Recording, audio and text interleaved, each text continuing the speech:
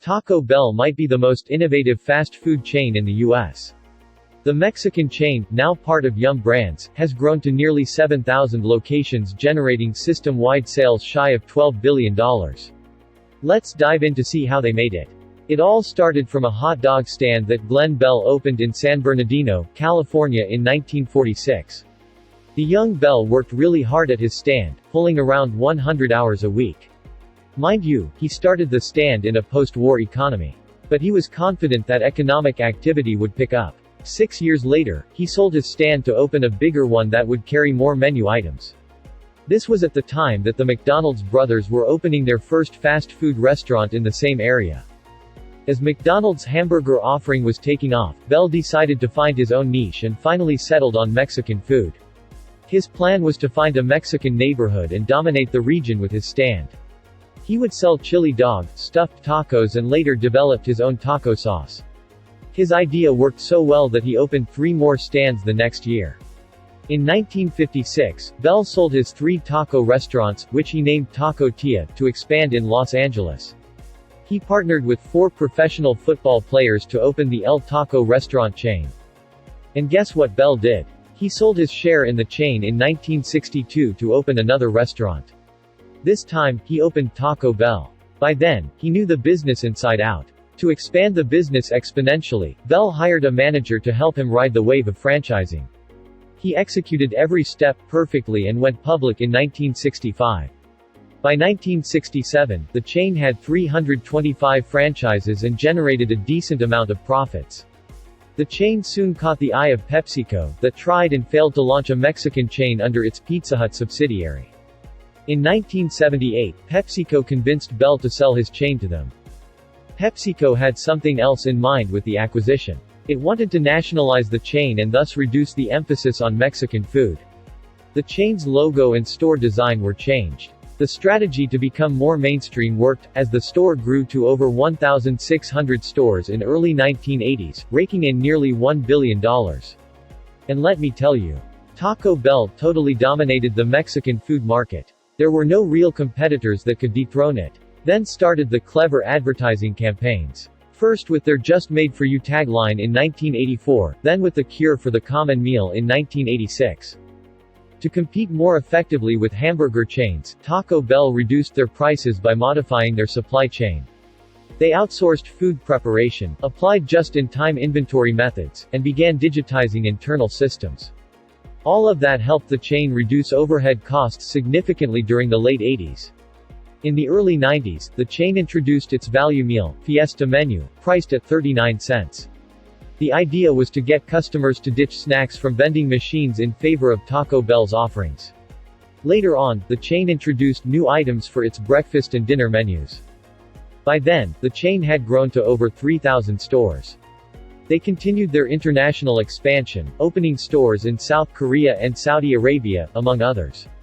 In the U.S., the chain began experimenting their Taco Bell Express concept, which are smaller stores designed to be located in airports, stadiums and the likes. They forayed into the supermarket space as well, with their line of taco shells and salsa. The idea was to get their brand known to as many customers as possible. By the way, the Taco Bell locations were built using slumped stone and arches to resemble adobe houses. These were made intentionally to portray an image of authentic Mexican tacos restaurant. Eventually though, these were replaced to make space for newer designs that sported drive-thrus as well. By mid-90s, same-store sales growth began flattening and PepsiCo decided to slow down the chain's expansion. Pepsi's other divisions were operating at higher margins, and as a holding company, it naturally wants to focus time and resources on successful divisions. Taco Bell's company-owned stores constituted the majority of the chain's business. Relying on franchisees could free up some capital. This is what McDonald's was doing at the time, and it was working like a charm. But Pepsi was not satisfied with its restaurant's metrics. It placed all its restaurant chains in one division, which it then spun off as Tricon Global Restaurants in 1997. Just to digress a bit, some of you might remember Gidget. And no, not the one from The Secret Life of Pets. But the Chihuahua known as Taco Bell's mascot. Yo quiero Taco Bell. The Chihuahua ads were actually the most popular among children in the late 90s. May Gidget rest in peace. It had a long life actually, as it died at 15 years old. Taco Bell continued to grow under Tricon, which renamed to Yum Brands in 2002.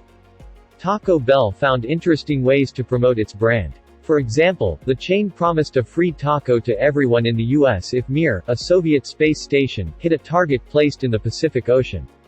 The chain also partnered with Mountain Dew and Frito-Lay to produce unique items like the Mountain Dew Baja Blast and the Doritos Locos Tacos. The chain carried over their free taco promotion to the NBA, named Steal a Game, Steal a Taco.